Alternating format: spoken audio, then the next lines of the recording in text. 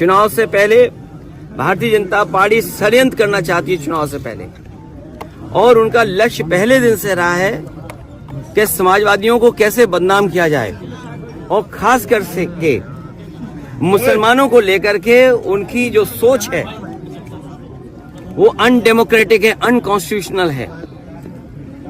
ये सोचिए एक मुख्यमंत्री योगी,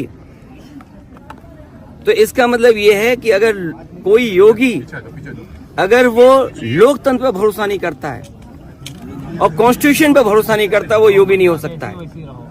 मैं 3 घटनाओं का उदाहरण देना चाहता हूं आपके सामने जी।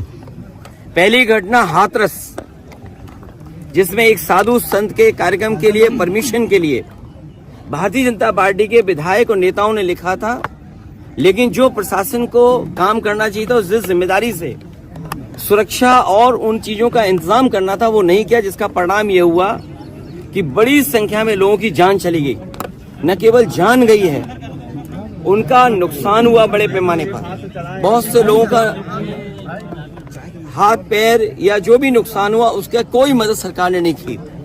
दूसरा, आपने देखा होगा गोमती नगर में जो भी बना हमको दे देना, और जब मुख्यमंत्री ने सदन में ये कहा, सूची तो हालांकि बहुत लंबी थी, इसमें पुलिस का दोष कम है, पुलिस तो पूरी सूची दी थी, लेकिन भारतीय जनता पार्टी के जो मुख्यमंत्री और सरकार वो ये चाहती है कि पुलिस भी भारतीय जनता पार्टी की कार्यकर्ता बन जाए।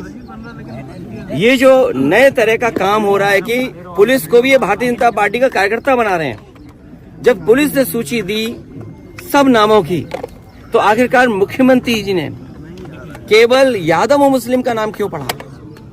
और सच्चाई पुलिस भी जानती है कि जिसमें कि यादव का जिसका नाम लिया है, सुनने में आ रहा है कि वो फुटिंग में नहीं था, जो कैमरे की जो तस्वीर है उसमें नहीं है, वो कैमरे में नहीं था, क्योंकि वो चाय पीने गया था और पुलिस को यादव मिल गया, इसलिए उसको जेल भेज दिया। मैं आपके सामने कहना चाहता हूं, ऐसे लोग जो कानून का उल्लंघन कर रहे हैं और भारतीय जनता पार्टी का कार्यकर्ता बनकर के काम कर रहे हैं, जब कभी भी सरकार आएगी, ऐसे अधिकारियों के खिलाफ भी कार्रवाई होगी।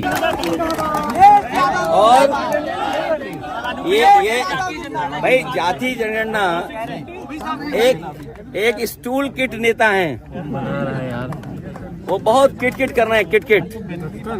मुझे लगता है उनका ऑफर मुझे खत्म करना पड़ेगा। सुनने में आ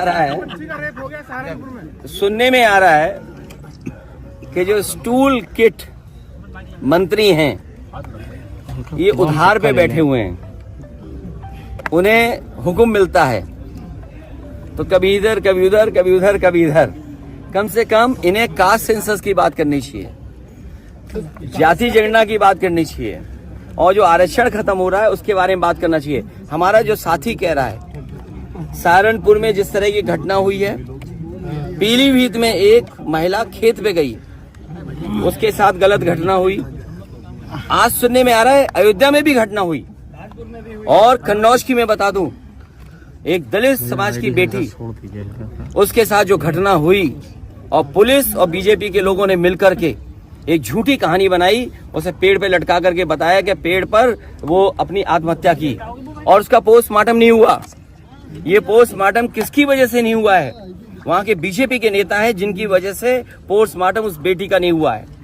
हम तो आपके तरफ से मांग करेंगे कि जिस बेटी को पेड़ पे लटकाया गया था कन्नौज की, जिसका पोस्टमार्टम नहीं हुआ, उसका दोबारा पोस्टमार्टम कर करके, और जो उसके बीजेपी के कार्यकर्ता नेता शामिल थे, उन पर भी इसी तरह बुलडोजर चलाया जाए।